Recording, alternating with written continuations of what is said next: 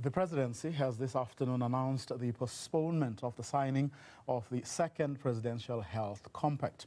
The event, which was scheduled for tomorrow, will now take place next week, Thursday, the 22nd of August. This after Business Unity South Africa objected to the emphasis placed on the national health insurance. For this and other issues relating to business and the presidency, I'm joined by Khulekani Mathe, who is Business Unity South Africa's CEO Designate. A very good afternoon to you, Khulekani. Thanks very much for your time. A bit of a dramatic turn of events, one would say. Good afternoon, Vuyo, and to the viewers of Newzroom Afrika. I wouldn't say dramatic at all. I think the background to this is that the presidency had intended for a health compact to be signed tomorrow on the 15th.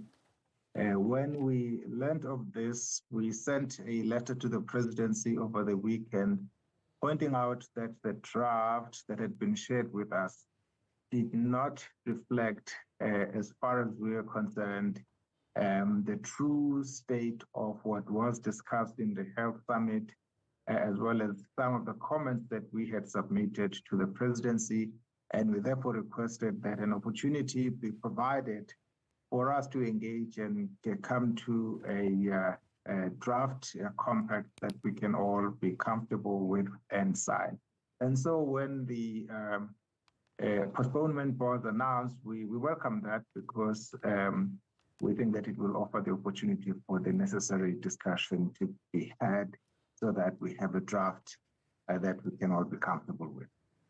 Well, it could have, this could have been discussed a little earlier, but as you say, you only became aware of this at a later stage. But what in the main were the key issues discussed at the Health Summit? So the Health Summit has always been, and this was the second one, has always been about the strengthening of the health system as a whole and looking at measures, different measures of strengthening the health system such that it is able to meet the health requirements of the population in a manner that is equitable. And that was the discussion that went on. The draft that was proposed, however, placed emphasis on the national health insurance. Now, as you know, that we have always raised our concerns about the NHI. So foregrounding the NHI as the means towards doing this, we found that not to be in true compliance with, one, the discussions at the Health Summit, but also it did not take into account that there are still issues that are in dispute as it relates to the National Health Insurance Act.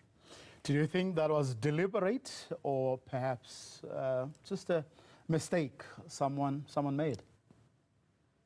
We would hope that it is a mistake, but you can understand that obviously the compact is mostly driven from the presidency.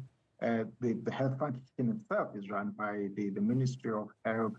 And so sometimes it is possible for there to be misalignment between the various players. So we don't want to immediately say that there's something untoward about this. But what is really important is that opportunity be provided for all stakeholders. In this case, as the business community, we would like just to sit down and make sure that we come to a draft that we can be comfortable to sign. Now, President Ramaphosa signed the NHI into law on Wednesday, the 14th of May, just before elections, the 15th, and even had a signing ceremony to accompany it. Now, have there been any meaningful engagements between the government and business ahead of the Health Summit? There hasn't been any engagement. By the way, the Health Summit predates the signing of the NHI Act. And so after the signing of the act, we did, of course, raise our concern and disappointment that the president had gone ahead to sign the act, the bill then into law, without our concerns being taken into account or taken into consideration.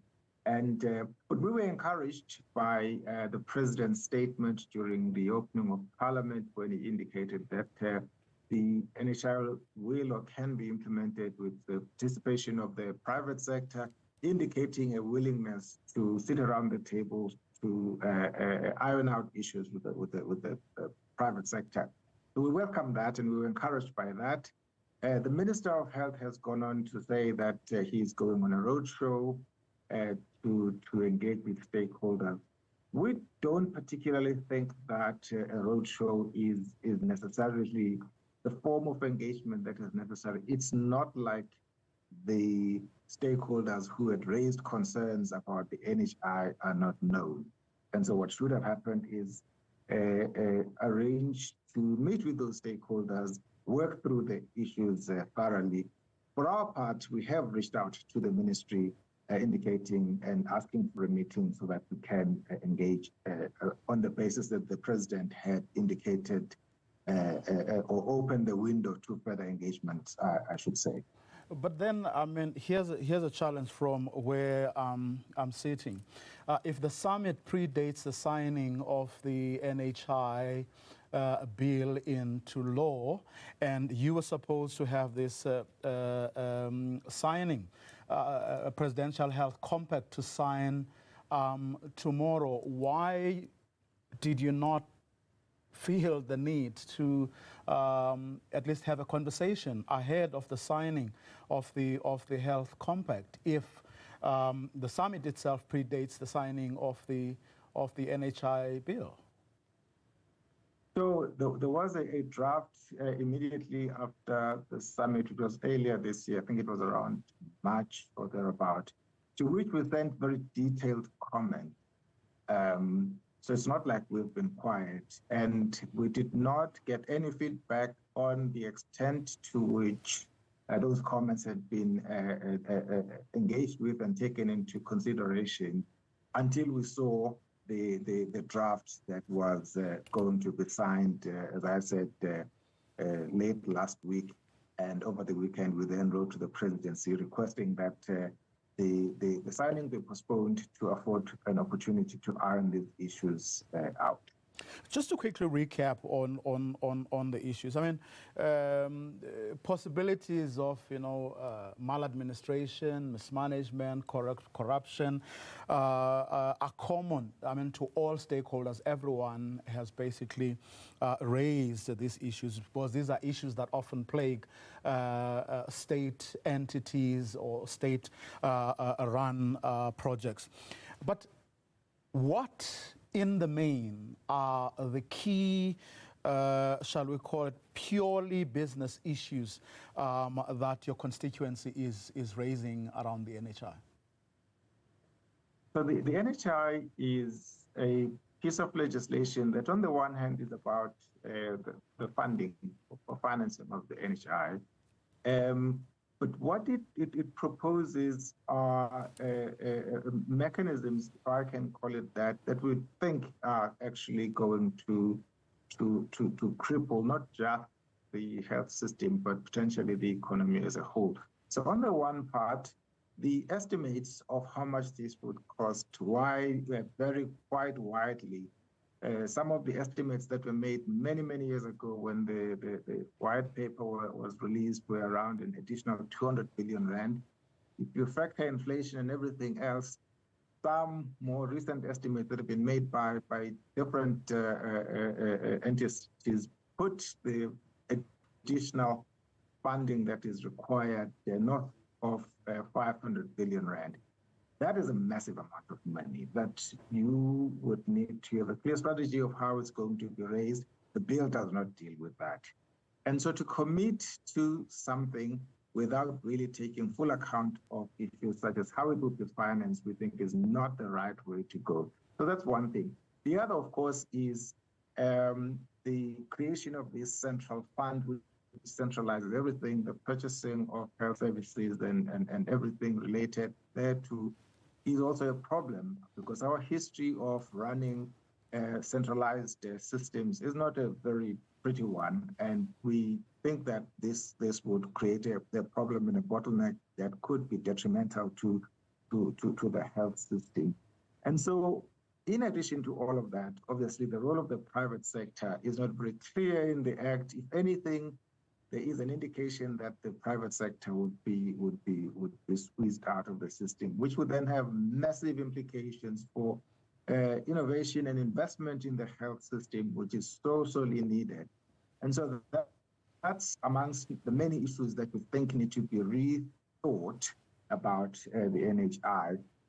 We have consistently said that to the extent that this is the government's attempt at addressing or achieving universal health coverage, that is a goal we support, and therefore we need to find a proper mechanism that achieves that, because we think the NHI and the NHI Act does not take us in that direction. So you have no issue with the pursuit of universal health care. Very, very quickly, we've seriously run out of time, but I have to ask you to comment on the latest statistics which show the worsening unemployment situation in the country. We're obviously very disappointed. We are a country that has, that even before this, had a high level of unemployment. And so any worsening of that situation is really, really a big problem for our country. But it also indicates to us that we need to really work hard together with government and other stakeholders to address the low levels of economic growth, because actually what is often referred to as the link between economic growth and employment creation in South Africa is very high and comparable to other economies, where for any one unit of economic growth, i.e. if GDP grows by 1% more, you're likely to get employment to grow by 0.7%. So that shows you that you do need the economy to grow in order to tackle unemployment. And so we've got to do everything in implementing the reforms, most of which are championed by Operation Vulindlela and the presidency, to block the structural reforms that are holding our economy back, in addition to some of the other initiatives that are currently underway. Energy was part of the problem. It is getting resolved. We now need to make sure that our transport and logistics system also get resolved, and various other bottlenecks that are holding the economy back. Khulekani Mathe, thanks very much for your time. Really appreciate it. He's the CEO Designate at Business Unity South Africa. In a moment.